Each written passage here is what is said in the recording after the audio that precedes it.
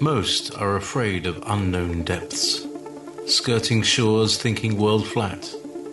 I'm with the island girls in celebration of new religion. Nobody led me or said this way. I sailed alone on makeshift raft with wind as companion.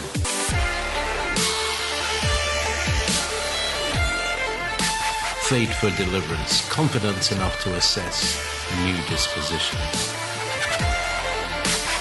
Seekers of lost paradise may seem fools to those who never sought the other worlds. Welcome to Momentary Zen with Zen Garcia. Visit www.fallenangels.tv. You're listening to Revolution Radio. And it shall come to pass in the last days, saith God, I will pour out of my spirit upon all flesh, and your sons and your daughters shall prophesy, and your young men shall see visions, and your old men shall dream dreams. Welcome, friends. I'm your host, Zen Garcia. This is Momentary Zen here on Revolution Radio, and we broadcast live for those of you that wish to join us in fellowship Wednesday evenings, 8 to 10 p.m. Eastern, East Coast, United States of America. And so I appreciate all of you taking the time to join us and the support that you've shown us over the years. It's a great and awesome blessing to be able to come to you in this manner and to connect in the way that we do from all parts of the world, coming together as ecclesia, which ecclesia being the set apart ones that we are studying to show ourselves approved and trying to understand the gospel left to us as legacy, as inspired by the prophets, and of which the Most High, through it, has revealed the end from the beginning. And so this evening, we're going to continue on our path of and our journey of discovery through W. Kent Smith, author of Tales of Forever. And those of you that do follow and listen to all our shows, you know that we have previously done and introduced his particular book and the work that he's trying to bring forth to bless all of you in understanding a lot of what are the lost and forgotten and forbidden texts and the underlying truth which connects them all. And Kent is an author after my own heart in that I do the same thing and I write in similar style. Both of us connect the dots of the truth that pervades everything and to bring forth the bigger picture and also to give you the ancient sources which connect and affirm the discernment that we are sharing. And like myself, he does not ask you to believe anything he says, but implores you to go forth and to study for yourself the things that we are bringing forth in Revelation. And so, Brother Smith, are you there? Yes, sir. Yes, sir. Dan, I am here. And that was a great introduction. Thanks. Yeah, no worries at all. And I appreciate you taking time to join me again, especially on short notice. We did have availability, and I did want to follow up with you. We had a great discussion even after our last show. And because your material, like my books and my work, people really need to read them multiple times in order to glean the fullness of what we're bringing forth, even just studying the context of the numerous ancient manuscripts and the story that we're bringing forth. And in your case, you, like myself, are presenting even from the beginning of Adam's expulsion from paradise, the prophecy that was given to him by Yeshua as the Word, in that he was told even back then that I would come, be born of a virgin, of your seed line, and that I will, in dying on the cross, descend into Sheol and bring liberty to the captives and rectify the fall. And so this promise is something that is even written in the stars. It's something that I discussed recently on a show that I did with John's X Army, which he was asking me how it is that we can affirm Yeshua as Savior Messiah. And, those that study the prophetic word, that even in the Old Testament, there were 308 prophecies put forth by the Old Testament prophets, which affirm his coming and which were fulfilled in exact manner through the New Testament Gospels as brought forth by the apostles. And that, in and of itself, is numerically impossible to be just random or perchance happening. It shows that the story and the establishment of the promise and the fulfillment of it that is miraculous and divinely inspired, and that most certainly Yahushua is the Son of God, and that there was deeper meaning and deeper purpose for his coming into this world, and also that he is coming again to end what will be the enmity between the seed lines, the seed of the woman and the seed of the serpent. And so this is something that you also cover in your work. And so if you would tell people again a little bit about your book and where they can go to find it and support the work that you do. Wow. Okay. Well, again, the title of the book is Tales of Forever. That's the short title. The subtitle, though, is The Unfolding Drama of God's Hidden Hand in History. And it's available on my website, the Lost Stories channel, at www.loststorieschannel.com. Of course, it's also available on Amazon Books and Barnes & Noble in both paperback and ebook form. You can even get it through your iBooks, right? Apple, and you can get an ebook of that as well. The book, because it is a large book, right? It's not just a quick read, and like I said, it's meticulously researched. I provide lengthy bibliographies because, as you say, this is such a unique subject that we have to go almost the extra mile to prove that this is based on literary sources, biblical sources, canonical sources, as well as extra canonical. So I go to great lengths, like I say, to provide every single. There's 480 footnotes, literally, right? Every down to the page of each source that I quote from. So I didn't want you hunting and pecking and saying, what, where did this guy come up with this? And sure, yeah, we connect the dots, but if we connect dots that we can't verify or here, there, and wherever, right? Then all the connecting of dots is sort of it's an exercise in futility. So not only do we want to connect the dots, right, Zen, for people, we want to give them, like I said, the building blocks by which they can verify everything themselves. Don't take our Right. word for it, right? Don't take our word for it. Uh, be inspired by our enthusiasm, right, and our confidence in what we're saying, but do not by any means just take our word for it without, going to every single source. And I provide that in the books, whether they're paperback or ebook versions, Amazon, Barnes and Noble, and like I said, the Lost Stories channel. All right, excellent, brother. Well, a little bit of background. Can you discuss what led you into studying not only the canonical but the extra biblical materials, and why was it that you began to study the other source materials? Well, of course, being a student of the Bible since I was 16, I was beneficiary of my father's library of books by William Barclay and by Werner Keller. The Bible is History. I had sort of a voracious appetite, and but there's always seemed to be a limit to biblical scholarship, and you read so many books, and you get to the end of the train ride, so to speak, and your mind is saying, is that all there is? Hmm. And not to belittle historical research, but it does have a tendency to kind of regurgitate, and sort of recycle, right? And as I said, I think I mentioned this in the last show. I had a timeline mentality where, since I had was 19, I was building this 2,000 year, 4,000 year, 5,000 year timeline on my wall, and I was always fascinated by the gaps in traditional biblical history.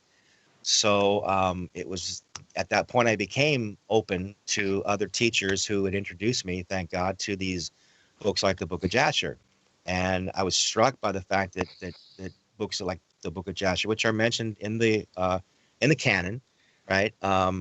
And they would give you, it was almost like the novel versus the Genesis version. Genesis seemed to be, in comparison, the Reader's Digest version of the Book of Jasher. Jasher went into so much more detail about the story of Abraham and the story of Noah, and it was like reading the novel. You know, people say, "Oh, I don't want to read the novel; I'd rather see the movie."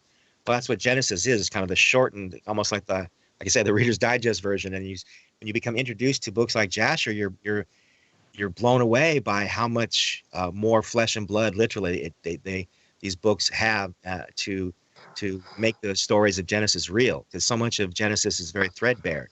You know, for example, the most striking thing is about Abraham's story is God speaks to him in this age of idolatry, and suddenly Abraham just says, "Oh, okay, God, I'm going to do this and do that," and he's like, "Well, how did he become? How did he? How would he have been so enthusiastic about God's call if it was an age of idolatry?" Well, guess what? In the Book of Jasher, you discover this amazing backstory, right? They call it a backstory in cinema and movies, where at Abraham's birth, Terah, it was the father of Abraham. He was actually the chief prince of Nimrod, and being the chief prince of Nimrod, he had this big party at the birth of his son Abram.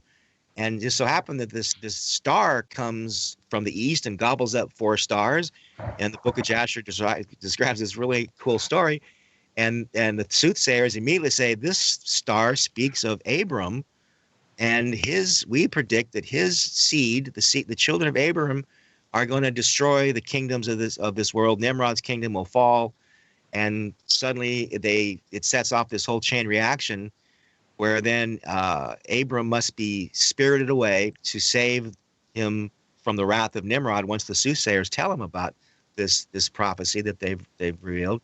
And now in order to save Abram's life, they have to send him to Noah and Shem in the mountain fastness, where everybody else had been worshiping idols, and Abram as a child was taken to be with Noah and Shem. And then it says for 50 years he's taught by Noah and Shem about the true God. Then you realize, right. Yes. This is why Abram, when he comes home and then he sees his father's idols, and he goes in and he destroys the idols, and so suddenly you have the missing pieces of the puzzle that were never provided in the Genesis record. And at that point, I can tell you, I was hooked. Mm-hmm. Yeah, there's another is with regard to the background and the backdrop, the story of that particular star that was saw that evening. That star was also seen on the night that Adam and Eve were cast out of the paradise, and that they were banished here to the earth. And then another sign that was similar as to this one was that when Abel was killed, there was a sign similar to that seen in the skies, and everybody feared. And Adam had been given already a book called the Generations of Humanity, and also the Book of the Wars of the Lord, and another book called the Book of the Signs. And so he looked and studied through these books and saw how this star would also be linked in similarity to Yahushua being born, and that this was another sign connected to this. But yeah, that's a very important part of the prophecies, and also the signs in the sun, the moon, the stars, which again, most people, if they don't understand or don't read the fullness of the stories and the different accounts, they have no idea as to these different pieces and how to put them all together. But yeah, it's very important to understand that Abraham, or Abram at the time, was raised in what is called the Order of the Ancients, and that Shem was the high priest Melchizedek in the line and the order of the ancient prophets, and that he passed down that mantle of teaching to Abraham. And so, Abraham was a continuation. Not only was he the father of the Hebrews, but he was also of Adam's line, and that these particular books called the books of creation, the book of the creation of the world, they were passed down from Adam to Enoch to Noah, and then to Shem, and from Shem to Abraham, and then on to Isaac and Jacob and onward. Um, and that, they were able, even then, were able to read in the book of the generations of man and also the book of the signs, the prophecies that the Most High had revealed to them of the things that would happen, and also of how their children would fall away at certain time, and they would warn them and implore them, and all of this is found in the testaments that were passed down, because every time a particular patriarch would pass away, he would call all his children around him, recount the testaments of the other patriarchs, and then make mention of the prophecies in the book of Enoch and also the book of the signs and generations of men, and on and on. And then he would pass those texts on to what was the firstborn, or those that were of the righteous seed line that continued in the way of the order of the ancients. So I'll pass it back to you. You can comment and then we'll move forward. Wow. So that's what I love about talking to you, Zen, is, I always felt like I was, so cut off, being so absorbed by these extra biblical stories, and come to find out that there had a doppelganger on the other side of the country, and I didn't. And I still want to say thanks to Jeff Mazzaro for bringing us together, because I finally feel like I'm not. I don't have three left feet. Right. But anyway, but getting back to it, one of the first things I did, being the sort of analytical bookworm that I was, I said, it's not enough to become enlightened by these books. I naturally I want to share them with others. And as you well know, the first thing that happens to you as you become empowered and enthusiastic about these books, you start sharing them with people. And then you get this strange reaction, like the look on their faces. This is fascinating. And I've never heard these stories at church, and these actually bring a lot of important elements to stories to explain the behind the scenes, and it really helps me. But I feel like I'm betraying my home church, because, well, I talk about these stories of Enoch and stories of Abraham and whatnot in the book of Jasher. I feel like I'm going to be ostracized, and and there's all this fear and trepidation, because people are so traditionally connected to just the so-called canon, and it's one of the greatest tragedies that I talk about in the book, in the opening chapters, how we all are so captured by this assumption that the Bible was hermetically sealed, handed down from on high, 66 books, and it's always been in English. And and if we dare believe that there are other books available to us, we feel like somehow we're letting God down. And it's only thanks to many of these scholars that are like Cyrus Gordon that I quote, and he helps us through this frustrating point in our minds where we say, is there another way to look at the Bible that we understand to be just the 66 books? And he brings an interesting point up, that the Bible itself, right, is not a homogeneous book, never has been a homogeneous book, and it's only recently that it's been considered just the same old book, right? So I want to get to an interesting verse that, or verse, not much a verse, but a text that I quoted him, and he says that this is basically, again, this is Cyrus H. Gordon, professor of ancient Near East studies at Brandeis University. He quotes, I quote him, he says, the Bible is of a complex composition, varying in scope according to the different ecclesiastical bodies. The Samaritans included only the first five books of Moses in their Bible, and it is evident from the Dead Sea Scrolls that before the start of the Christian era, the Pentateuch was the most stabilized part of the Hebrew scripture. Normative Judaism embraces the conventional Pentateuch, the prophets, and hagiography of the familiar Old Testament. The Septuagint, however, is far more inclusive, containing as it does the Apocrypha and the Pseudo-Epigrapha. The Qumranite and other sectarian Jews possess still other sacred writings. Protestant Bibles, right, the ones that we're most familiar with, they contain the Jewish Old Testament plus the New Testament. Catholic Bibles have in addition the apocryphal books.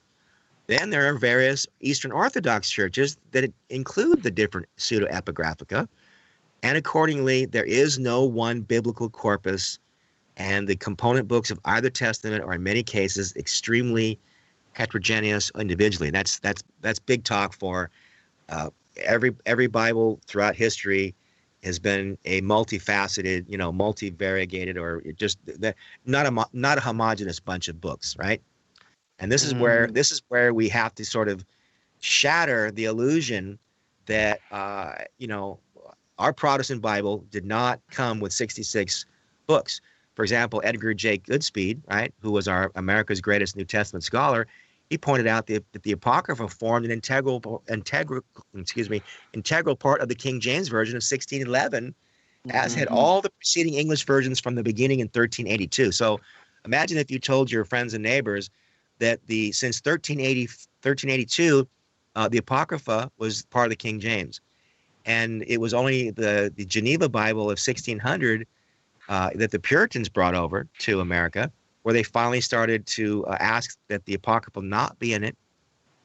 And it wasn't until, let's say, the fourth century that St. Jerome's Bible, the Vulgate, also had all these books. But because they didn't have them in the original Hebrew Bible, that was why they called them the Apocrypha, which meant hidden or secret books. And that's where we get that root word for Apocrypha. But not only is the Apocrypha in the Old Testament, but there are other books like the first book of Adam and Eve, first book of Enoch, Secrets of Enoch, book of Jasher, book of Jubilees, the Testament of the 12 Patriarchs, letters of Herod and Pilate, and the Gospel of Nicodemus, which are the core central narrative of Tales of Forever. Those also were part of the heritage that got left out at various times. And so what I try to do in my opening chapter is provide a fourfold presentation or fourfold basis whereby we synthesize and compare so that we don't just talk about these books, right? We provide a canonical comparison side by side. We talk about the internal patterns that, so the canon with the non-canonical. I talk about internal, external, et cetera, et cetera. So it's as I say, in a nutshell, the opening chapters of the book, I say, provide a basis, which again I couldn't explain it in 5 minutes, but it's in there, and it's all with all sources and laid out and better than I can do in a speech, because it's all written and edited, which I can't do to myself live. So. Well, you did fine, brother. And I'd also make mention that even the Bible itself, the 66 books of the canon, have cited as reference within them and mention of 22 or 23 other books which are no longer available, such as the book of the Wars of the Lord, the books of Gad the Seer, and different, the book of the Kings and things of that nature, the North and the South. And so there's a lot of material which is not even included within the canonical materials. I would also add that, like, recently we released what is called the Secret Book of Moses. It's called the Assatir, and it's believed to be one of the oldest manuscripts available, and dates back to the 3rd century BC, right along with the accepted time for the book of Enoch. And in this particular book, when you read and you study it, the individual that translated it, his name is Moses Gaster. He was a very famous linguist, and also like individuals, J.W. Etheridge and E.W. Um, Bullinger and others, they had worked to bring forth, these ancient manuscripts and interpret them into English and make them available to study for in the English-speaking world.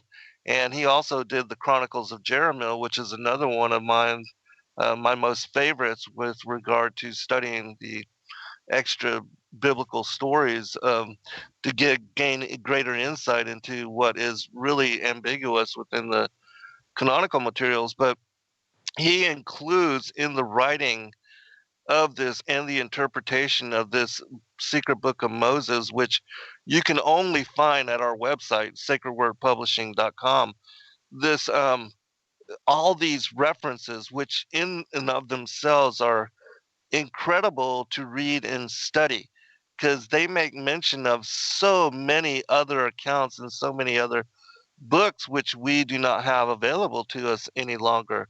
And they cite and explain what they say according to the particular story. And so almost every fact and every piece of data that is brought forth in this particular text, um, he has, numerous resources for every passage, every scripture, alluding to different books, and he gives you as to how they either align or how they are slightly contrary or different from what is cited within this main particular text. And so I've been reading it in great detail because we just kind of released it to print, and I don't like reading books from PDF. And so I've been waiting for one of the ladies that works with me, Carol Austin. She took the time to do the work and to align all these footnotes. And oh my gosh, she put so much work into this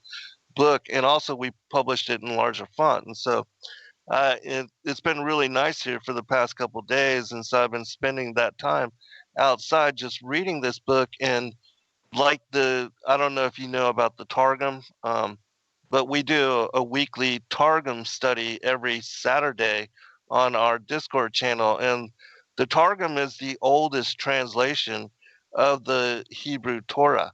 It dates back to the time when the Israelites were released from the bondage of Nebuchadnezzar's Babylon in the 70 years of that diaspora. And returning home from the exile, they reestablished the Holy Temple, rebuilt it. It was completed in the 4th century BC. And because of that 70 years of their diaspora, they assimilated Aramaic as what is their predominant lexicon. And so it became the colloquial language of that particular part of the world during that time. And so they found themselves having to translate the Hebrew Torah, the scriptures, into Aramaic. And so they authorized this, what became the first translation of the Hebrew Torah. And it's called the Aramaic Targum. It predates the King James by 2,000 years, and it's the closest thing that you can find to the original source. It's even older than the Septuagint by 100 to 200 years. And so reading and studying this particular text, like this particular book on the Assatir, the secret book of Moses, it gives you so many more details and so much more additional information, which for whatever reason got lost in translation and is no longer found extant within the canonical materials. And so studying this information, you gain greater insight into really every chapter and every verse of the Bible. And so it's an incredible book to study, and in doing research on what the ancient Hebrews, the ancient Israelites, believed for themselves, and the books that they were studying from themselves, in which they prized as the Word of God. The Targum is it, and oh my gosh, it is such an incredible resource. Affirms a lot of things which are contrary to majority opinion, and that lost in the historical narrative have not been passed down and have not been translated to mainstream thought. And so I do recommend people take a look at the Targum, and if you haven't also, brother, you should take a look at it as well. It would add greatly to your research. But let me turn it back to you, and then you can we can go wherever you want. Sure. Well, again, you reminded me of something we had discussed earlier. Part of the how captured we are by our own assumptions about the Bible. When people say, "Oh well, God's never," these lost books, of the Bible, they were lost for a reason. They just go on and on about all these reasons, and yet when you look, basically what you're describing, the story of these ancient books, and then somehow miraculously, are it's still available in our modern day world. A lot of people completely ignore the fact that just the Bible itself, right? Just the canonical Bible itself, how many centuries was it from the time of Jesus? I mean, Jesus calls 12 disciples. He chooses 70 among them also, and then sends them out into the whole world. Then the Gospels are written. The New Testament is written. And then think of how many centuries from the 4th century to the 15th century till they started translating it into English. Think of how many centuries even the book that we now know was locked in secrecy, right? Because it was written in Latin. It was a scholarly book. It was a book of the elite. It was not a book of the people. And men like Wycliffe and Tyndale in the English world and the England, they were literally killed. Right. Put their lives at risk. Yes. Yeah. And so the idea that this has been part and parcel of the history of God's word to us as a people in today's world, we've always been dealing with the courage of individuals to allow the lostness, to sort of be taken away. All these books, and now the books that you're describing somehow miraculously have been available to us. And just think of all these people that would rather, like ostriches with their head in the sand, say, Right. "Oh, well, it's better to not look at them and not judge them side by side," because they'll say, and again, this is, they always talk about grounds for exclusion. Well, there's the reason these books are not, quote unquote, and you can't accept these books, and you got to be afraid of them, and they've been saying that since the days of rock and roll, right? You can't listen to that's the devil's music, and fear mongers, And the great thing about America is, thank God, we've got the freedom finally to say, wait a second, who are you to tell us we can't compare apples and oranges and let us decide for ourselves? Right. And Exactly. and then now, and basically, what have we been given? What has it taken? It's taken technology. It's taken the internet. It's taken the freedom of technology to go around these institutional minds that are constantly trying to keep us in the dark and say, oh well, the Bible's always been available to us. It's not lost. And these other lost books. I mean, am I being redundant here, or am I beating a dead horse? No. You Please. see what I'm Yeah. No, saying? these are important, absolutely important points, because again, the whole thing is that the majority opinion, largely, they will criticize, condemn, and judge, and most of them have not even read any of the text that they are Sure. bringing condemnation upon. Absolutely not. It's like there's a famous joke of, when, they started speaking in tongues or something, and it's like, oh Lord, blessed holy angels, purify the air. It's like, we don't what's going on. Anything that's foreign to us, we people suspect, right? And so this is what brings me to this one, again, back to the purpose of Tales of Forever is to, again, twofold, well, manyfold, but simplified twofold is to not just provide the actual books in their entirety, not sliced and diced like so many other biblical treatises have done. I took the stories of Adam and Eve. I took the stories of Abraham and Nimrod from Jasher. Took the stories of Pilate and Jesus from the Gospel of Nicodemus, and I wove it into a narrative that literally hinges upon the 5.5-day promise to Adam and Eve. then fulfilling later on, tied together with the story of Nicodemus and Pilate, where they finish the story of, like you said, Jesus going to hell, rescuing the saints, Adam and Eve, and it's like this the great bookends of this trilogy. So this is the core narrative, so people can finally read these stories in not just Elizabethan English, which is what the lost books of the Bible are literally written in, but in a modern English, and the way a movie would unfold, like Ten Commandments. Now it's like the Ten Commandments meets these lost books. But then the first part of the book is these this basis by which I want to demonstrate and answer all the criticisms, and basically the criticisms generally over the years. People say these books should have been excluded for thus and so. Chief among them, one, they were written under assumed names, right? They always talk about, well, that, this book was not written by Enoch. Couldn't have been. Two, they contain historical errors. They'll say, oh, well, this error here, this error there. Therefore, it's, we have to throw the books out. Okay. Three, they were not quoted by Jesus. Okay. That's a third one. Fourth, they contain no prophetic elements. So right out the gate, if you know anything about the idea that they were written under assumed names, well, guess what?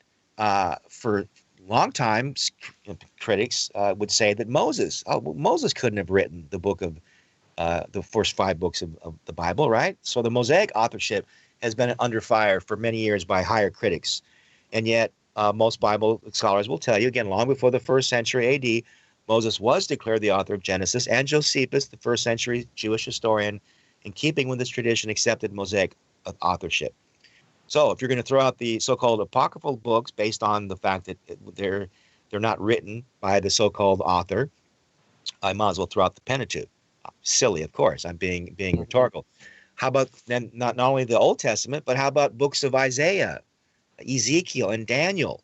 How many times have you heard that Daniel could never have written the book of Daniel, because so many of these future events were predicted so precisely? The king of Persia, the king of Greece, the 70 weeks of years. So we have to throw the book of Daniel out based on this so-called hypothesis that the books were not written by the assumed authors. Even letters, the epistles of Paul and letters of Peter, the epistles of Peter and letters of Paul were allegedly written as amalgamations by authors, and yet, obviously, they're still part of our Bible as we know it today. So that's one error, right, that we can throw out the window and say, okay, this ground of exclusion is pretty silly. The second one, of course, is that there are historical errors. Okay, so if we have historical errors in the apocryphal literature, well, we have to throw them out. Well, how about the New Testament discussion of Judas Iscariot? How many people know that the story of Judas Iscariot has 2 contradictory accounts, one in Matthew and one in Acts? Right? Matthew has him grief-stricken. He hangs himself after he betrays Jesus. But in the book of Acts, he falls headlong into a field and is disemboweled in the process. Mm-hmm. So what are we going to do? Throw those books out? Or essentially, what are we dealing with? We're dealing with any book of history. We're dealing with humans seeing things from their personal point of view, and they're complementary versions of the same story, right? And like I say, a book about George Washington or Abraham Lincoln. Some books talk about Abraham Lincoln growing up in a log cabin, focusing on his ascendancy to the highest office. Some people focus on his doomed presidency and the assassination. So you can't throw out individual books because they have different aspects of the same history. Now, as far as Jesus quoting from these apocryphal books, basically all we need to turn to is R.H. Charles, who did a great study on the 12 Testaments of the Patriarchs. Okay, so he talks about the ethical teaching of the influence of the book of the New Testament, the 12 Testaments of the Patriarchs. He says St. Paul appears to have borrowed so freely from the Testaments that he must have carried a copy of the Testaments with him on his travels. Okay, so thus the reader has become before him in the pages of the New Testament what is once striking for its blunt, primitive style and valuable as some of the actual sources of the Bible. Now, as far as another example of the way that the apocryphal literature was quoted in the New Testament, how about the book of Enoch and the references 81 times Jesus referred to himself as the Son of Man. Right. Right? This is certainly a peculiar title when one considers the fact that most people assume Jesus was condemned for calling himself the Son of God, not the Son of Man. The Jewish leaders repeatedly demanded to know if he claimed the title of the Son of God for himself. But guess what? He never did. He never actually said. He would just be rhetorical, right? So he would say, from now on, the Son of Man will be seated on the right hand of the power of God. And they all said, are you the Son of God then? And he replied, you say that I am. Then they said, we need no further testimony. We've heard it with our own mouths. Well, heard it with your own mouths? What do you mean? He never said it. The only explanations then that they heard him say what they think he said was because in the book of Enoch, it speaks of seeing the Ancient of Days. Yes. And Enoch says to the angel, who is this? And the angel answers him saying, this is the Son of Man to whom righteousness belongs and who will reveal all the treasures that are concealed. Concealed again.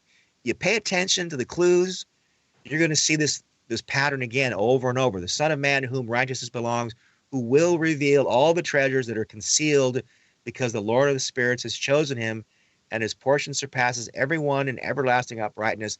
The Son of Man whom you see will break the teeth of sinners. He'll hurl kings from their thrones and their dominions because they won't exalt or praise him, nor humble themselves before him, by whom their kingdoms were granted to them.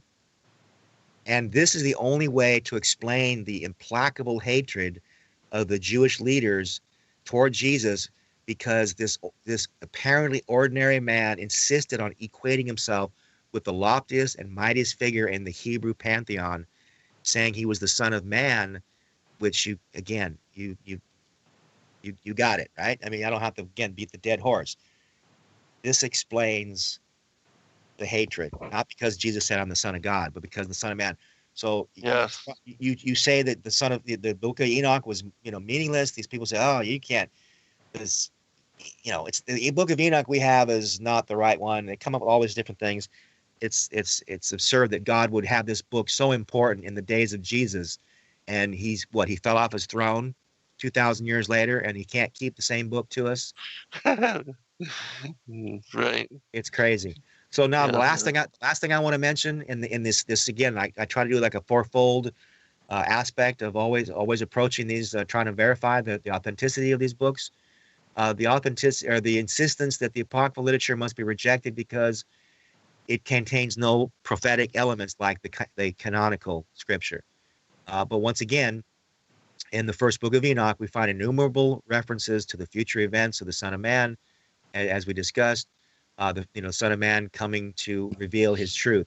Obviously, we have Jude talking about Enoch in the seventh from Adam, prophesying, see the Lord is coming with 10,000 of his saints. Everybody knows about that, but they say, well, we got that verse, but the rest of the Bible, God, he dropped the ball with the rest of the book. He only has one verse. And then also in the second book of Esdras, right, which is actually again in the Apocrypha of the Catholic Bible, generally speaking. Some of them leave it out. Some of them only have the first book, but most of them still refer to the second book. It also speaks of a future event, right, written more than 400 years before the advent of Christ, saying, the time will come when the signs I've told you about will take place. Whoever is delivered from the evils I predicted will see my wonders. For my Son, the Christ, will be revealed to those who are with him, and those who are left will rejoice with him, that is, in 400 years, and it will be after those years that my Son, Christ, will die. Now, again, so clearly anybody who insists the apocryphal books lack the prophetic elements of the canon, they're blind by choice or by nature, but either way, they're blind to what even a rank amateur can detect if only they're willing to honestly examine the evidence for themselves. Yes. Yes. And you brought up two of what are very critical portions of the book that I'm working on now, the Ancient Prophecies of Christ.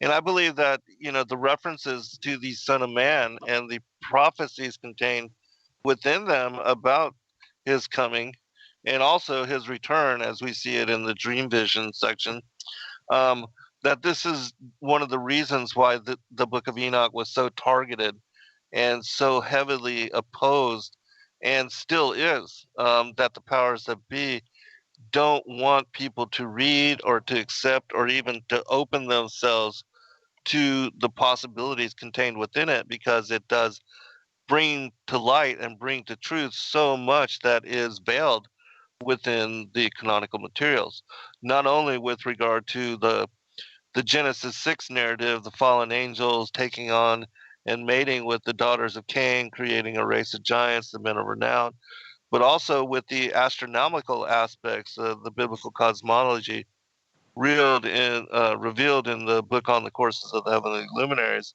as I show in some of my books as well. But yeah, very critical, and there's so much contained all throughout the scriptures and the ancient manuscripts, like the Odes of Solomon also speak about in great detail the coming of Yahushua, and like you may mention of the Testament of the 12 Patriarchs.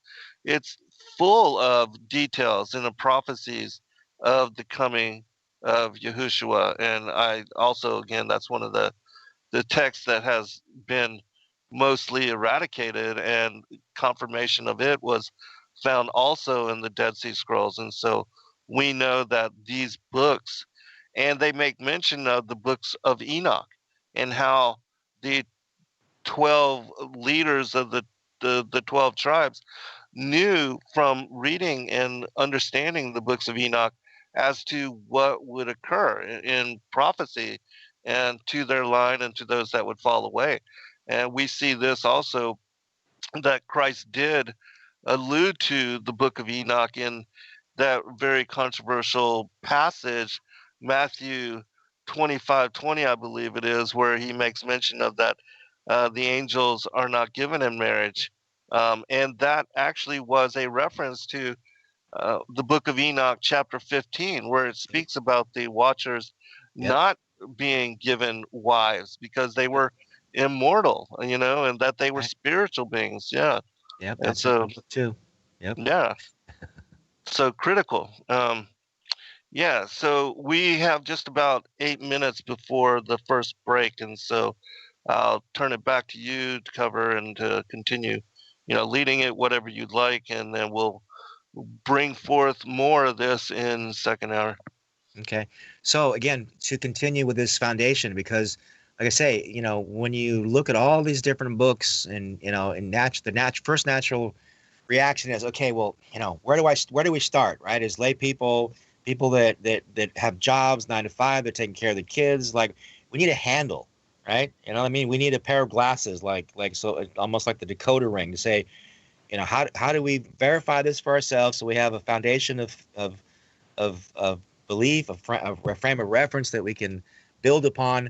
And this is where I thought, even though I knew about all these different other stories, versions, and whatnot, I felt compelled to sort of begin at the beginning with a foundation. And so for me, I was into, again, this connectivity between the prophecy of the 5.5 days and the first book of Adam and Eve, which I then discovered in the Secrets of Enoch, and then culminating in the Gospel of Nicodemus. So what I try to do in Tales of Forever is provide a solid foundation from which we can sort of venture out into these future journeys, right?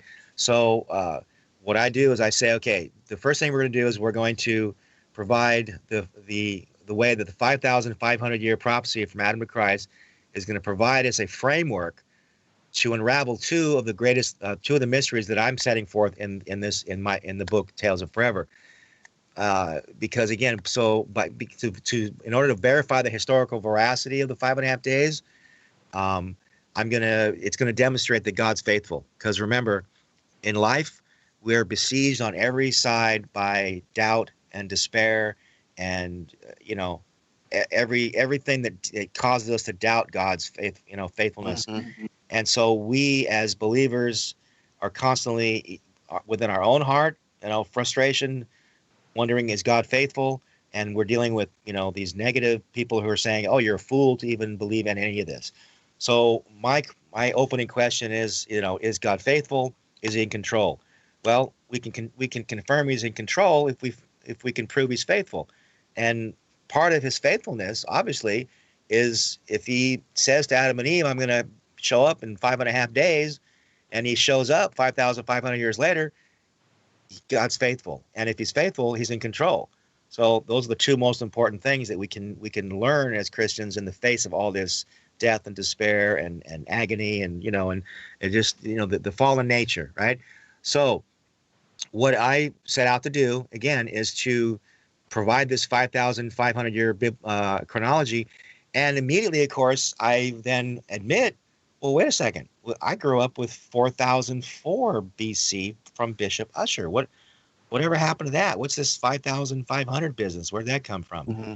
And that's when, thank God for the internet and the good side, right? There's all for every Right. good side of something, there's a bad. People say, oh, the internet it's evil, it's full of this, that, and that. But that's just again the devil and his little antics, right? So there's a story in the stars, a gospel in the stars. E.W. Bullinger calls it. So what did the devil have to do? He didn't say, oh, I'm going to just let it fly. No, he if he can't, the old story, if you can't beat him, join him. Well, he got on board. He said, oh, I'm going to turn this story of the gospel of Christ into a horoscope, and it's going to be a self-serving thing for you. And the devil won. And so ever since the people say, oh, we can't even talk about the zodiac as God's message in the stars, right? And so it's the same thing with this chronology. Well, okay, so what good does 4004 BC tell us? Basically nothing.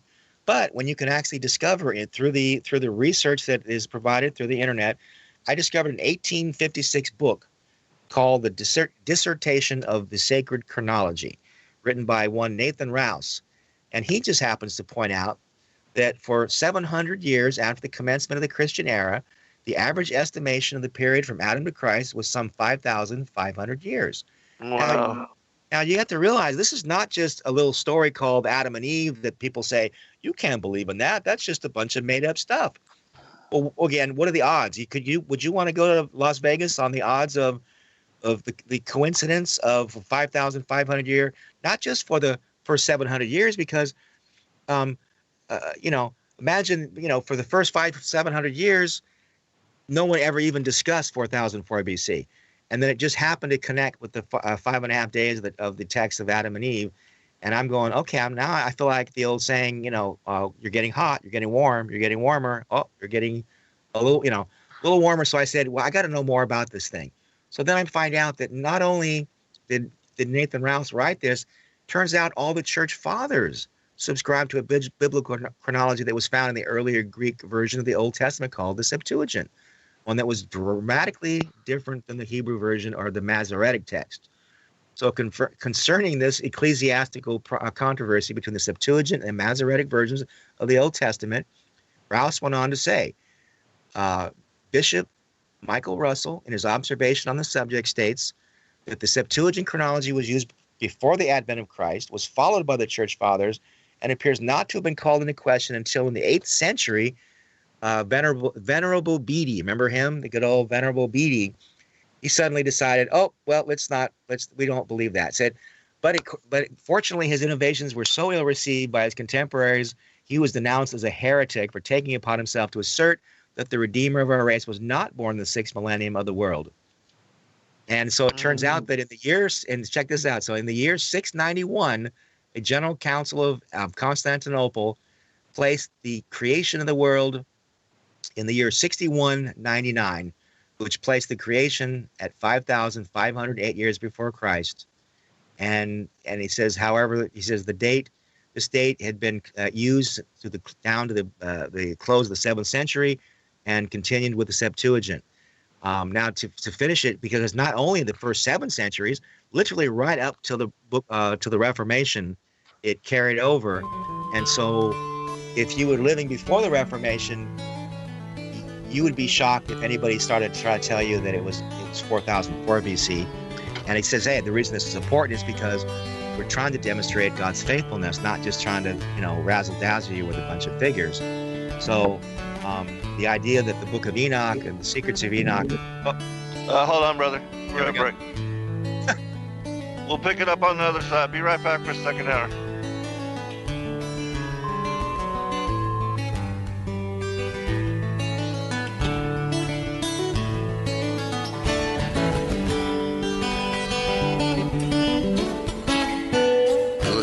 Revolution Radio at freedomslips.com, and we'll be right back after this message. Welcome back, everybody, for a second hour. I'm your host, Zen Garcia. This is Momentary Zen here on Revolution Radio at freedomslips.com. And I do want to remind the listening audience that Revolution Radio is the largest corporate-free and commercial-free and listener-sponsored network anywhere on the internet or the plane of the earth. We have over 94 different hosts coming to you live 24/7 on both Studios A and Studio B, and that we have, not a whole lot of bills, but certainly it takes money to keep the network running, and we don't at all, um, ask you or expect that you give, but those of you that can and that appreciate what we do and support truth, I am offering where you can get and receive one of my books autographed, and even if you want to send it to somebody elsewhere, you can provide an address and let me know where you would like me to ship it out. But that if you send a $25 or more donation and just include to the network, thank you, and that I would be glad to make that available to you and send it out to wherever you may be, or to one of your friends wherever they may be. And know again that we appreciate in advance you doing this, and that providing this to us. It helps us to sustain ourselves and to be able to bring this information to you in the way that we do. And so, can't turn it over back to you. Right on. And yeah, so just to continue with where we're at, we're discussing how the one way to verify the authenticity of these so-called apocryphal books, when you're dealing with so-called books of Adam and Eve and Gospel of Nicodemus. Speaking of this 5.5 days, we don't just have biblical allusions to the Ark of the Covenant, which is in itself pretty interesting, but we actually have lost history. So, we talk about lost books, and they say, well, you can't confirm that. Well, how about if we confirm lost history? Let's go to the internet. Let's go talk. Speaking of the freedom of the internet, let's examine for ourselves, unencumbered by denominational and philosophical bents that keep us scared to read these sources for ourselves. Look at Nathan Rouse's 1856 book, talking about the fact that not only did the 5,500 year chronology prevail for up until the 7th century, 8th century, when Venerable Bede tried to put the kibosh on it, but it actually was in place up until the Reformation, right? And then, interestingly enough, only as an unforeseen consequence of one of the more ironic twists in history to be discussed in the book. So, got to get the book, Tales of Forever, right? The Unfolding Drama of God's Hidden Hand in History. Website at Amazon.com, at BarnesandNoble.com, at iBooks, and also the Lost Stories channel. So, got to throw that in there. But it turns out that the Septuagint numbers were only replaced by those in the Masoretic texts. Now, again, concerning this fateful switch, Rouse wrote some 300 years after the Reformation. He says that a sufficiency of evidence shows that, notwithstanding the attempt of Venerable Bede, the Septuagint chronology prevailed down to the time of the Reformation. In this grand chronological blunder, however, the Reformers stood alone and have continued to stand alone to this day. It does not appear that any other church has followed them in this path. This is going to be a shock to us Westerners who think the universe revolves around us. It says it does not appear that any other church has followed them in this path. They have the merit and glory of it entirely to themselves. The Greek church, as is well known, still adopts, as she has always done, the Septuagint chronology. The Roman church, too, and the Egyptian Coptics, the Abyssinians, the Armenians, the Ethiopians, and the Georgians. So that although the followers of Luther adopted the Hebrew numbers, all other churches have continued to reject them to this day. Now, does that mean I'm not a Lutheran, or I'm not a believer in the Reformation? Absolutely not. I'm a huge fan of freedom. Thank God for the Thank God for the Reformation. But what have we said over and over and over? One of the great patterns of history. This is extremely important to everybody that's interested in this discovery of truth. Whenever something is important to God, whether it's again the 5.5 day promise, whether it's the story of the gospel in the heavens, whether it's faith, the power of faith, the power of the one.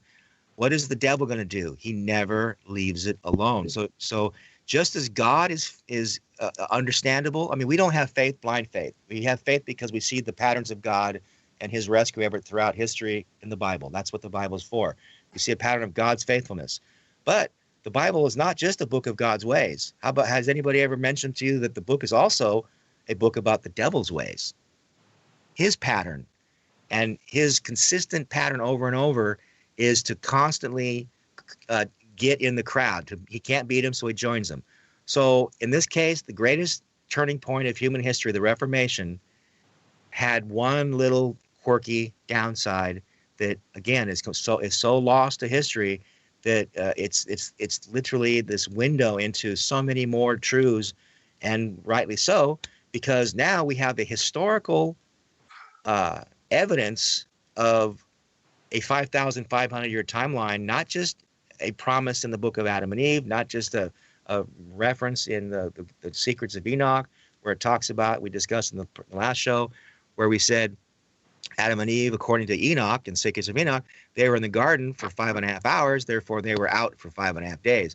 So, and then the Gospel of Nicodemus, 5.5 days. So we have this sort of innocuous, the kind of poetical, kind of just it's just a story, right? But again, what are the odds? I'd like to take that to Vegas with me. What are the odds of this 5.5 day promise actually corresponding to 15 centuries of biblical history that's been completely swept under the rug? Why? Because the devil said, "Oh, okay, Reformation, good thing, God's thing. I'm not gonna go down without a fight.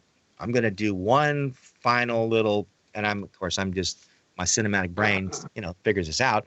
I'm gonna say, who else do you blame for this blunder, this chronological blunder, where of all the good things that the Reformation did, one of the most obvious boners, if I can say that, on Christian TV was that we completely dropped the ball when it came to the Septuagint numbers of the chronology that had prevailed for 15 centuries. And now we're now the sad inheritors of the 4004 Bishop Ussher chronology, and none of it proves God's faithfulness. But you restore the 5,500 year chronology in today's world, post-Reformation age, and now God is faithful to his promises. God is demonstrated to be in control, and we can hang our hats on that and thank God that through all the nonsense and all the pain and suffering, God still proves himself to be faithful to his word. So, in looking at and examining these two particular timelines, where do you see the lost history or the lost years? Can you detail that or fill in the blanks? Because a lot of people do believe that there are, either fabricated portions of history or lost eras that, we don't know about. Like, for instance, with the Tartarian Empire and all the detail that comes to play when you study the ancient maps. And I'll just make real quick mention, like, going back to the maps before the 1600s, you see the water levels are different, and that there was much more land available for habitation, and that something obviously occurred between that time, that made, by the time of the 1600s, and looking at the Mercator map and others, you see that California is an island off of the west coast of the continental United States, and the Great Lakes have not yet even been formed. And then you get to the 1789, the world map, and all of these maps can be found just by looking up ancient maps on Wikipedia, and then you can download them all for yourself and peruse them as you'd like. But in the 1789 map, then all of a sudden you see that California is part of the mainland, and is now the west coast of the United States. You see the Baja Strip, not in extent as it was before in the 1600s. And then all of a sudden, you see the Great Lakes and the St. Lawrence River as being a much narrower passageway. And so it remains to be seen why none of this is discussed, talked about in history, and why we have no mention of or no greater detail on what had to have been, unfolding cataclysm that affected humanity and even the fallen angelic cultures, which most of the judgments that are brought upon the world in such manner, in my opinion, are targeting the fallen ones and the giants that were born of them. But where do you see, if you know, or if you've looked into the lost history, what are the, what's made up or fabricated or what's been lost, in your opinion? Wow. Well, yeah, there again, that's my theory and my the way I look at things. Like I say, if you weren't there, you can't know. The guy that says the Big Bang happened, the scientist that says the Big Bang happened, he wasn't there. He's living by faith too. But you don't mention that, he'll get mad at you. So Yeah. I do admit that we have God's spirit. We have discernment. We have an imaginative nature to us. Where, as I said, this is part of my thesis of this book too. We do have an ability to penetrate some of these lost episodes, but being the empiricist that I am, being the hard-headed guy that I am, I will kind of draw the line and say, yeah, okay, now those are areas I'm going to learn from you. I'm going to study. I haven't even had time to process that. I do know, for example, there's a lot of, I would think, what you're making me think of is the lost years of Jesus. There's a lot of interesting study of that. And I think there is a lot of ways that you can eliminate certain stories because think again, in any realm of biblical wisdom, you can never know anything just right out. I mean, there's always going to be this element of God's truth and the devil's disinformation. Let's Exactly. admit that right out the gate. So the idea that we can never know, I still insist that we're like blind men and the elephant, the proverb of the elephant, right? Where the four blind men are, one guy's got the tail, one guy's got the trunk, one guy's got the leg, one guy's got the, whatever. So the belly, and each man that represents the whole of reality. And I'm sort of sidestepping the answer, saying I haven't studied that particular aspect of the geography, but I will tell you that as I said, the fact that we have established this pattern, like the blind man with the elephant, I can tell you, yes, all these aspects of lost history are part of God's mystery, and we are challenged to try to penetrate these mysteries, but do them in such a way that we're honest with ourselves, that we're uniting one another in the body of Christ, and we're not arguing like, this, your version of lostness and my version of lostness is the end all to be all. I've got the leg and you've got the tail, and so I'm just like you, like I was saying before, I get to learn as much from you about what I'm hearing from you, and intriguing me to say, oh, okay, yeah, I haven't even had time to consider that because we've only got so many hours in the day. But if we can do our job, because other people, how do we know somebody listening to this program right now, right? We've written this book and you've written that book, and somebody else will then say, you know what, these guys have given me a foundation where I now I'm not crazy because I've discovered a pattern over here that nobody considered, because that's what happened to me, right? And so I grew up with all these different stories, and I had been told about the book of Jasher, and I'd been told about the Gospel of Nicodemus and the Bible and the stories. And I was spurred on because somebody taught me to have faith in these stories and not just reject them. And then in due time, studying them, I had an epiphany of the connecting of the dots. So in answer to your question is, yeah, that one I haven't studied, but does it fit the pattern of lost wisdom that is ours to venture into that final frontier? that terra incognita, as they say. That's what makes us human. That's God's gift to us. Like I said, Einstein's one of his greatest quotes is the incomprehensibility of the universe, or is its comprehensibility. Or the fact that it's the universe is unknowable by as a whole, but we have this gift that we can learn. We can validate our little neck of the woods, and we can move forward. So, you got me. You got me on that one. Yeah. So, but I hope I haven't completely sidestepped you or wasted your time. But I do feel No, that no, no. maybe somebody else, next year will be calling you, and someone will give you their book and saying, "Hey, Zen, I was listening to you guys, and 3 years later, look, I discovered this other aspect of the lost wisdom of the God, Right. the God truth, and share it Right. with us, and we'll all add that to our matrix." Oh, Yes. Yes. and speaking of matrix, that's another one of those dramas of history that I deal with extensively in my book, because um, I believe that, again, the truth of the Bible, we need to get away from the minutia, and we need to get back to the dramas of the Bible, and we need to accept the fact that all our greatest cinematic experiences, our greatest, the heroes of the ages, from the mythology of the Greeks that becomes the mythology of Star Wars, that is the mythology of the Matrix. We heard a little clip a few minutes ago on the segue, right, where the character in the Matrix was having a discussion with the face of. You remember that face of the Matrix guy in the movie, the second and third movies of the The Matrix? architect. The architect. Who do you think the face of God, the architect? Where do you think they figured? Where did they just invent that character, or had they ever read? Do you think the Book of Enoch, where it said that Enoch was taken to the 10th heaven, and he said, Yes. or the face of God, Hmm.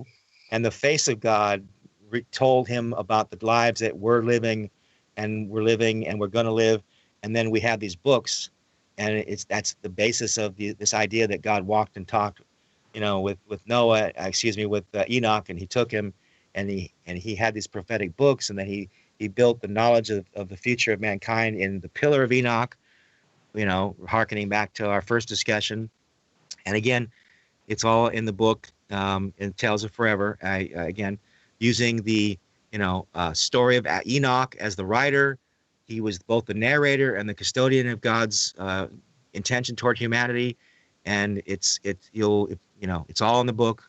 And it's like I say, right now we're discussing the documentary version of the beginning, the way we can compare the apocryphal literature and we haven't even scratched the surface. So again, pardon me for belaboring the point, but this idea of patterns of the lost truths of the Bible, and the idea that you have characters in our greatest movies like The Matrix, and we identify with Neo, right, in The Matrix, and we Hmm. say, this is our journey. I'm Right. Neo. I'm Neo, and God's word is out there, and God called apostles, prophets, evangelists, pastors, and teachers to spur us on with the knowledge of the truth. And every one of us has available to us this journey of discovery. And I then not just talk about the stories of Enoch, the stories of Adam and Eve, and the stories of Abraham. I then tie it and I say, these stories, again, another way to prove these stories are not just fictional, made up, apocryphal nonsense, look at the way they've influenced the literature and the cinema of the greatest, empire of the world. From again, I don't want to belittle anybody else because I'm an Eastern Western guy, but look at the power of the cinema to take these stories about a Neo and his journey of discovery, whether it's Close Encounters of the Third Kind, or whether it's Luke Skywalker in Star Wars.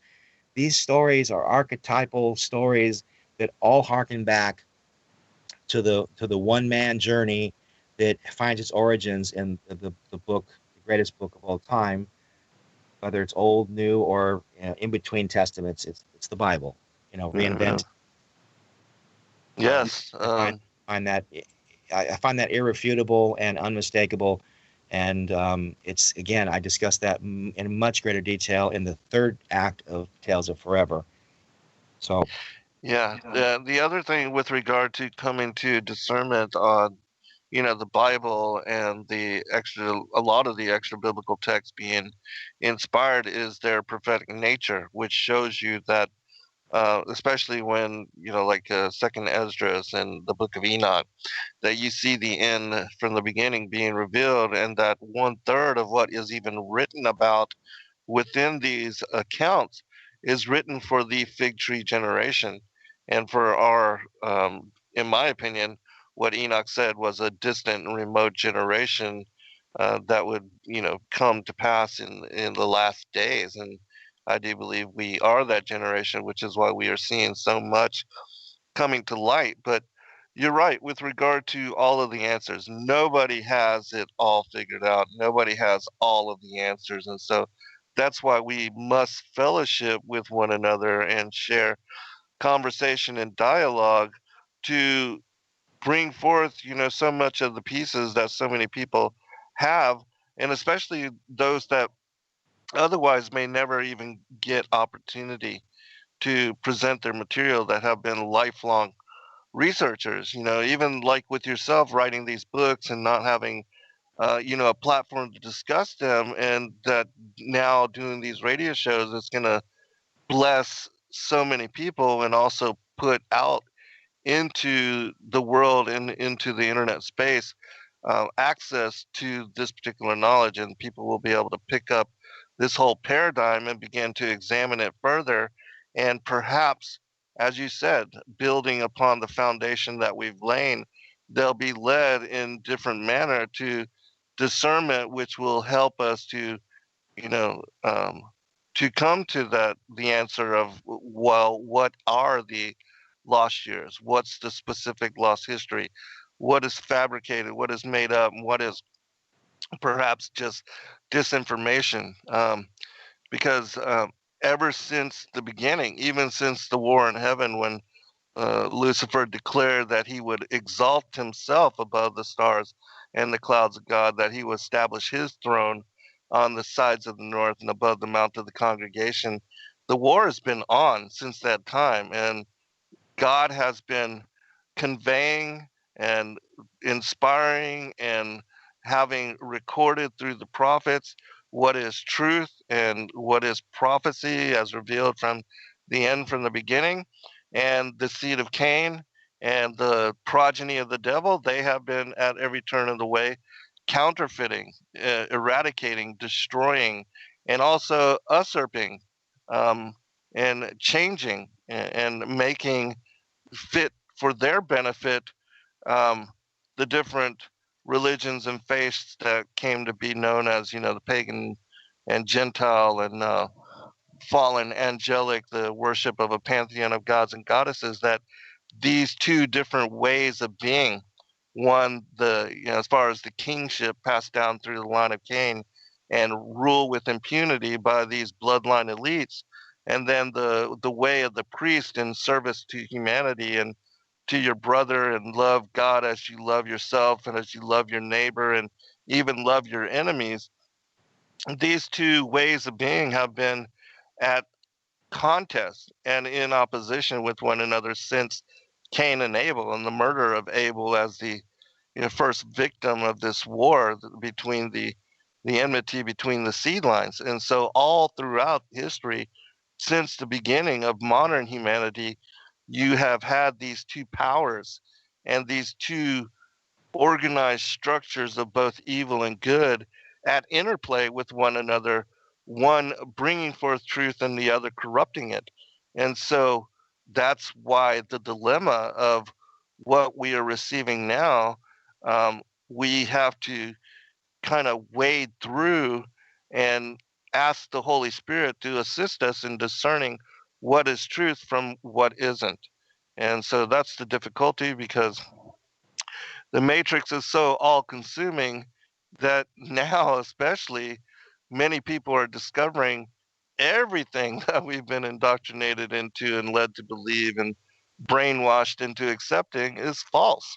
and has no basis in truth or reality. And so, understanding these kind of things, we are all being forced to reconsider everything: cosmology, the calendar, the feast days, the prophecies.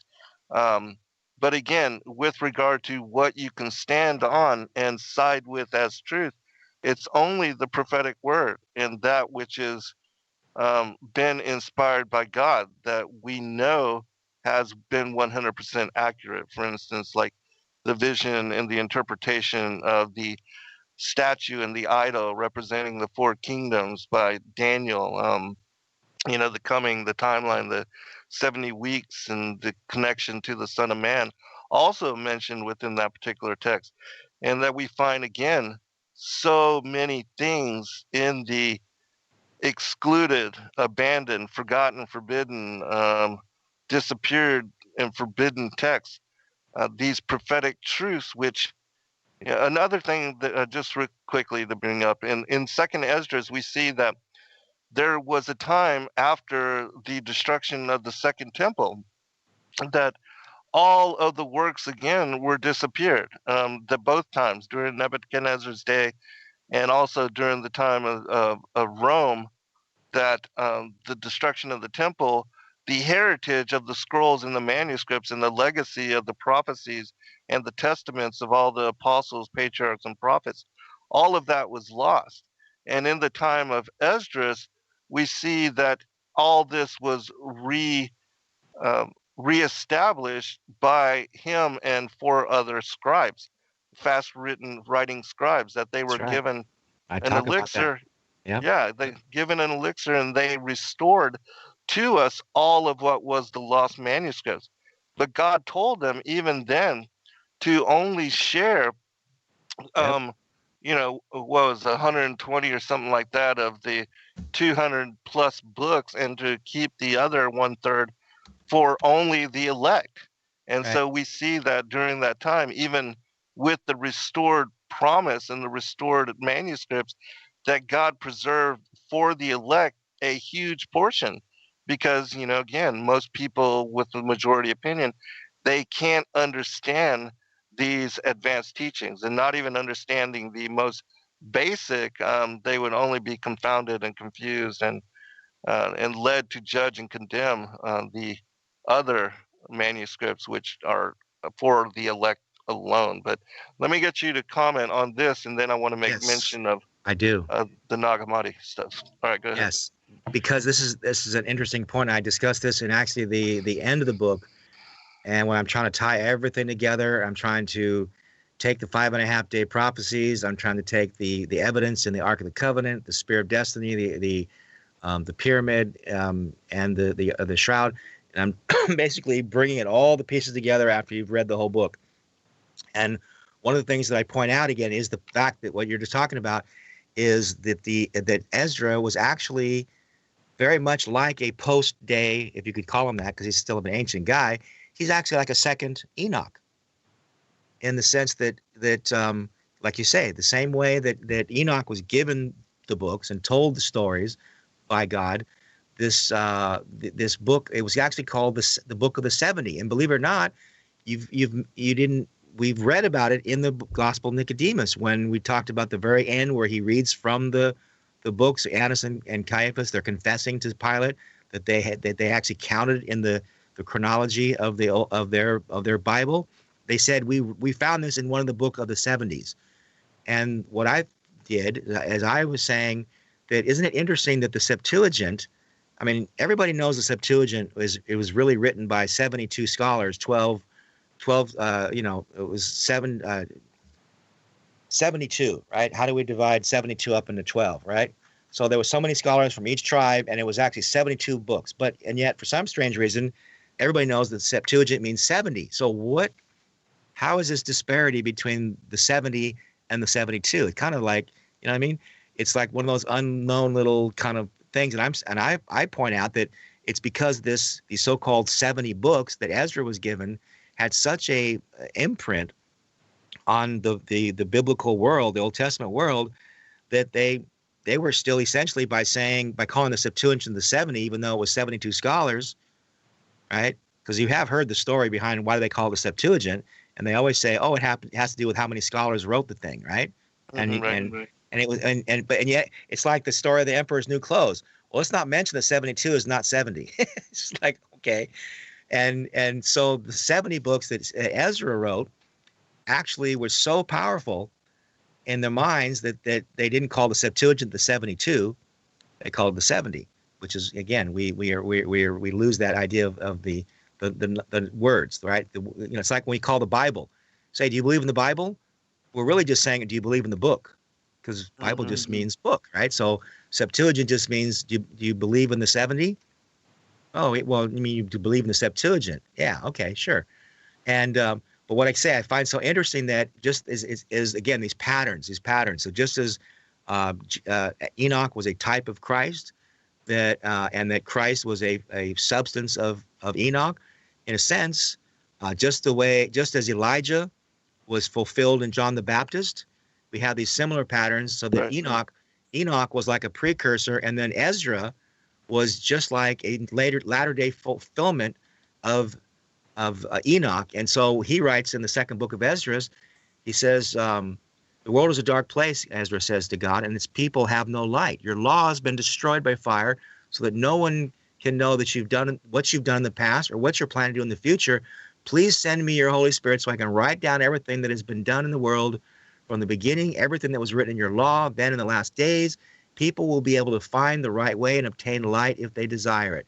So God answered, prepare a large number of writing tablets, Ezra. Then come here and I'll light the lamp of understanding in your heart, and it will not go out until you're finished. When you finish your work, you'll make some of it public, and you'll give the rest to the wise ones who will keep it secret. For 40 days, 94 books were written. And after that, God the Most High said to me, you are now to make public the first 24 books that you wrote, so that everyone, whether they are worthy or not, may read them. But the last 70 books you wrote are to be held back and to be given only to those who are wise among you. And I did so in the 7th year, in the 7th week, after 5,000 years of creation. Well, guess what? When was Ezra? Ezra was 500 years. So we have all these clues in the Bible, and yet people say, "Oh, come on, you don't actually believe that this 5.5 day chronology that the early church believed in." Yeah. So again, so I just keep hitting you with story after story and line upon line, and whether it's a type of these characters that are again giving us the dramas, because I said it's the unfolding drama of God's hidden hand in history. The thing that makes Tales of Forever different is it's not just a biblical treatise that dissects these historical events. The thing that I try to do more than anything is I try to show how there's dramas within dramas, and there's God's way of expressing his truth in dramatic metaphor, so that it's going to be a way that instead of sitting here just studying history all day long, because everybody knows how tough history was, right? History and a bunch of dates, and it never sinks in. But there's a different way, I think, of studying the history of the Bible, so that when you start to see these correspondences between the fact that whatever Enoch did, Ezra did. For example, whatever Abraham, like how do we confirm the truth of Jasher with Abraham's story? Well, guess what? When Nimrod got upset with Abraham because of this prophecy that we talked about in the first half hour, he became a threat to Nimrod's kingdom, so he was hunted. And what did Abram do when he stood before Nimrod? He backtalked him and said, "Hey, you should be ashamed of yourself, Mr. Nimrod, because you should be worshiping God the way you used to when you were a good guy." Because essentially, Nimrod originally meant great and mighty hunter before the Lord, and he used to actually hunt animals and give them to God. And it was only through the corruption of his power, which again, hopefully we'll talk about in the next show, why he had power, because of the skins of Adam, which is another little dangler. He became a great and mighty hunter, but people forget. Oh, yeah, we definitely want to cover that. People forget that Nimrod didn't start off bad. He was corrupted by the power that God gave him through the skins of Adam, and he then became a rebel against God.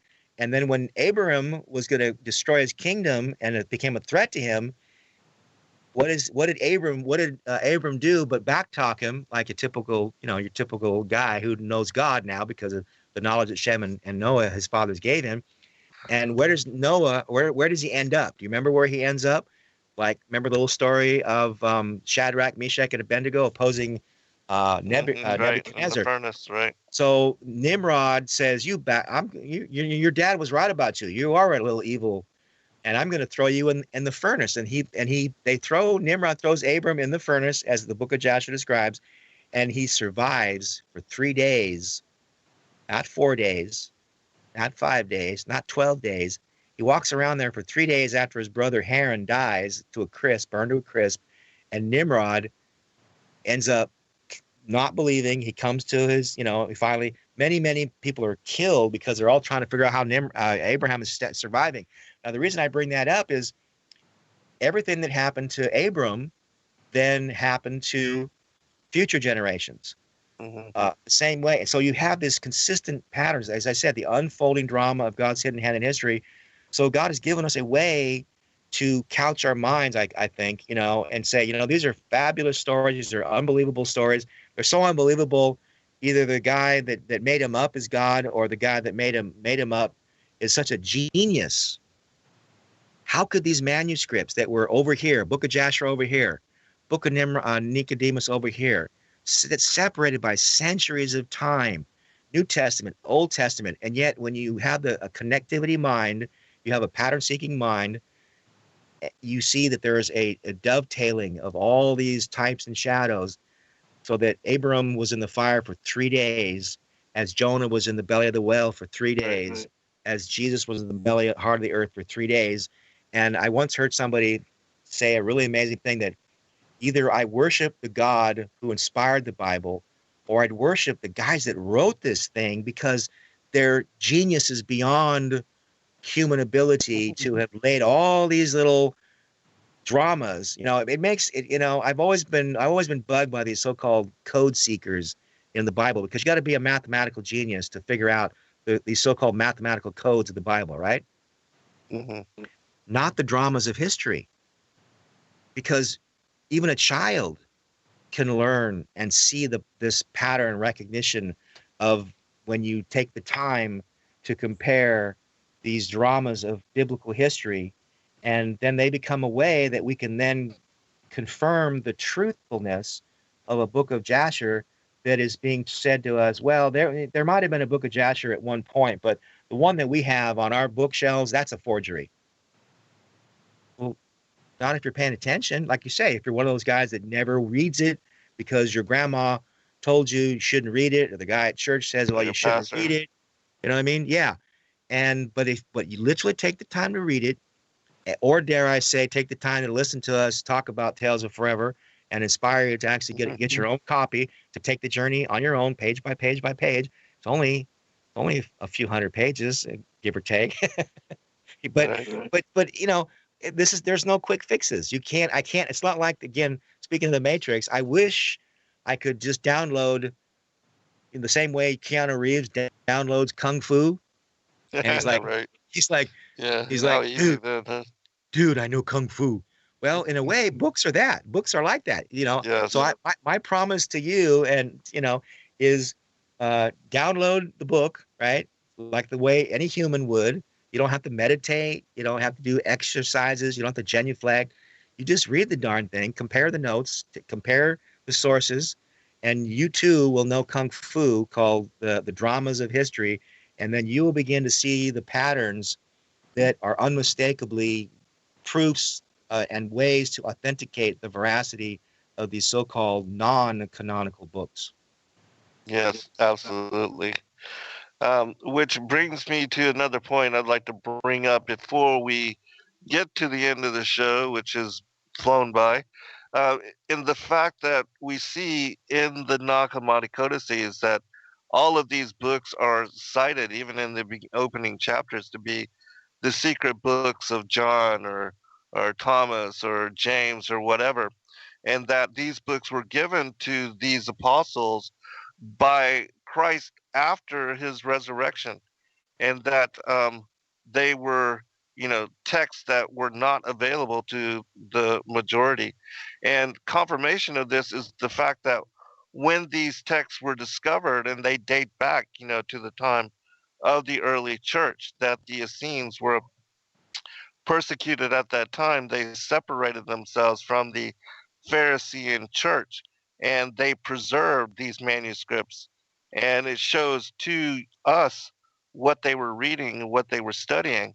And a lot of these texts are not available anywhere else, like so many of them.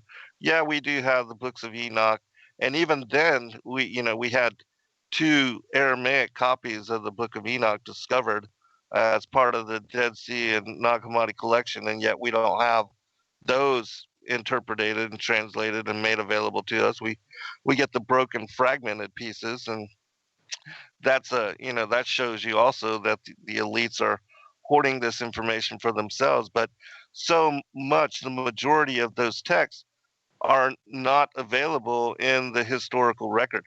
There's not any other copies available of them. And so, in my opinion, this also shows the kind of um, extent that the powers that be, the seed of Cain and the progeny of the devil, how much they were able to eradicate what was truth and to disappear so much of the ancient manuscripts. Um, and so, because a lot of this material, even though it's largely misunderstood now, and that so many condemn it without ever reading the information, there's a lot of really incredible insights and teachings within them. Of course, I'm not going to say everything is inspired and nothing was, in some way, um, leavened, but Sure. you don't know until you read. So at least read before condemning and judging. But let me get you to comment on that as well. Well, yeah, because that's the thing. We're not advocating a wholesale, you know, Buy into it's everything. yeah. Yeah. That would be like saying humans. That would be like saying the prophets when Isaiah talked about the vessels of bulrushes, and he was prophesying in the 18th chapter, which is actually a prophecy of the land beyond Ethiopia. Speaking of America, in the land of the bulrushes, which biblical scholars will say, he was describing the steamships of the future, and that would be like saying that the prophets knew what they were prophesying. That's absurd. Right. We're all we're all in there in our own time. I can't remember where I read it. It was probably in one of these interesting books where it talked about how the gift of the prophets, God gave the prophets a unique gift that was essentially modified, and that they had such a unique ability, but and it's not the same. And we have prophetic gifts, right? The same way that, for example, a third of the Bible was communicated through dreams, so that they were essentially the prophets were dreaming the future. Well, we as human beings all have the same prophetic gift, yes, to varying degrees. Because why? Because we all experience deja vu at one point or another. Right. And deja vu is not experiencing some future life or past life that we're now experiencing. We're literally experiencing a dream that we had that we didn't realize we dreamt. And dreams essentially are a way to help guide us through our future life, warnings, paths to take. But everybody, human, if you're human, you dream. Yes. Right? And so if you dream, you have the gift of prophecy. Now, does that make us all prophets like Daniel and Isaiah and Ezra? Heck no. I didn't say that, did I? Who said that? I didn't. But it lets us know that what happened in the days of prophets is not like something that, it's not like it's not impossible, because that's what, again, the apostasy, the lack of faith, or whatever, the blindness, right? The blindness of the world, the natural man receives not the things of the Spirit, they're foolishness to him. right? The idea that men prophesied about the future to the natural man is foolishness. We, on the other hand, God has given us our own nature to look into the window. Now, that doesn't mean we are Gnostics. It doesn't mean we're looking to within to find the truth of God. No, I didn't say that, because because we're fallen creatures. We've also inherited Adam's fallen nature. So we need God's word as the lightning rod. We need God's word as the mirror. So we God's word is a mirror that our human soul can penetrate into the darkness. We look through a glass darkly, but someday face to face we'll know. But even within this fallen nature, we still have I call it a vestigial remnant of God's spirit in us, right? Yes. And that's the scripture that says, "Deep calleth unto deep." So the waters rush over me. We have this, and I talk about this again in the last part of Tales of Forever. That this is why our spirit responds to the hero's journey in Western literature, in the Western cinema. Something deep within us, and think about it. This is what's so ironic. People that don't believe in God, they don't believe in the Bible, still respond to the message of these prophetic geniuses of the filmmakers who make these stories like Star Wars and Star Trek, because the number one motif there's two actually. The first one is always the one man, one woman, saves the day, right? Doesn't want the job because he's smart, because I don't want the job. Jonah didn't want the job. Jonah ran from the job, right? And they had to throw him overboard before he got the job. Peter wanted the job 1 minute. And it's like, oh no, never mind. I don't think so. Right. So we all don't. So every story in the hero's journey must reflect this genuine paradigm of human nature, or else we don't identify with it. And part of the hero's journey is it's the one man set apart, doesn't want the job, like Neo. Did Neo want the job in the Matrix? Heck no. But eventually the pain of this world, the sorrow of this world, the veil of tears says, okay, it's better than Egypt, right? And so then the hero's journey then takes him to the next level, and all these stories, essentially, they become the mirror that I think we inherited from the Bible. So even though you don't believe in the Bible, you don't believe in God, you don't believe in faith, how many people will plunk their $10-$20 down and say, dude, this is a radical movie. It like spoke to me, Right. And Hollywood is catching in on the fact that God made us this way. And we're instead of, and that's why I say it's important that we as communicators of God's word share the dramas of faith and speak to people in the language that they understand, not this mathematical sort of. It's like the Dan Brown phenomenon where everybody says, "Oh, there's a code in the Bible." Well, I don't know about you, but I kind of I get lost in some of those plot lines, because they're so complicated. They're supposed to be so clever, but when you study these dramas of the Bible, the unfolding drama of God's hidden hand in history, as I say, it's hidden in plain sight. It's right there under your nose, and it's a universal drama, and we all are part of it, because whether we go to the movies or whether we watch football on Sunday, and it's the quarterback who says, "Well, how'd you get here?" Well, and then what does he describe, Dan? He describes the hero's journey. He describes sacrifice, dedication. Well, what did Paul say about getting to heaven? Run the race like you're the only one running. Run the race like you have to just sacrifice everything. Jesus said everything. Hey, let me comment too before we get to break, brother. Sure. Just wanted to say, with regard to dreaming, that yes, we all have that connecting link to the Most High God, and He is speaking to us all the time in all different manners. It's just that people don't understand the language of God. Right. And especially this culture, we don't even teach our children that dreaming is of any significance, of any importance. So why do we miss all those messages? Yep. And yet, the deja vu is reconnects to our remembrance. It is a synchronicity, epiphany that shows us and gives us confirmation a lot of times that we're on the right trail, that we are doing in life what the Most High wanted and warranted for us.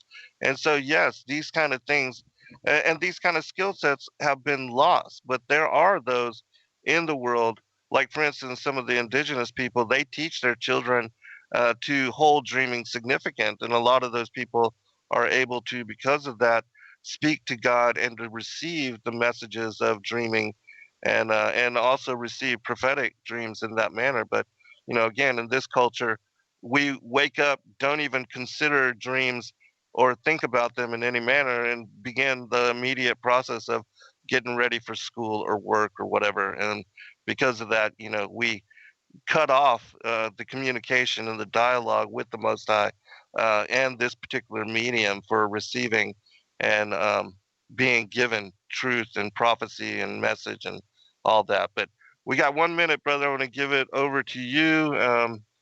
Give out your website one more time, and we'll close it out with final comment. Right on.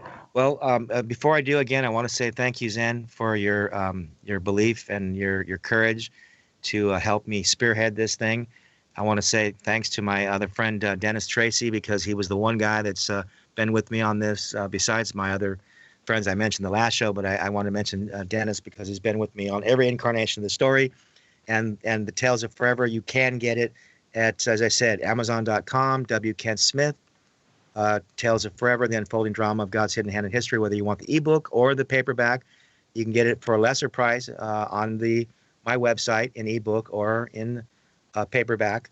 And as I said, it literally is so imperative that we restore this 5,500 year timeline, because, as I said, unlike anything else, it establishes God's faithfulness in ways that we can't even explain in the 2 hours, the 4 hours, the 6 hours. That's why I wrote the darn book. And it's all spelled out, documentary, movie. And if you don't like documentaries, you'll have a movie. If you don't like movies, you have a documentary. It's written for both sets of mentality, but then it weaves it all together. And it demonstrates so many ways of history and dramas of the God's faithfulness in terms of his promise to Adam and Eve to rescue them after 5.5 days. So get the book, and you'll never regret it. Don't forget a shout out to Mom. Which mom? You. My mom. Yeah, well, my mom everybody. was, my mom. Fast. I like to say thanks, Mom, but I love my mom, but sometimes she thinks I'm a little cracked. So, but that's okay. Yeah. She still does. It's all good. My mom thought the same, and Mostly my dad. I thank my dad right now. He was the guy. All right. God bless all. Thanks, Mom and Dad everywhere. Be blessed. Shalom. Right on.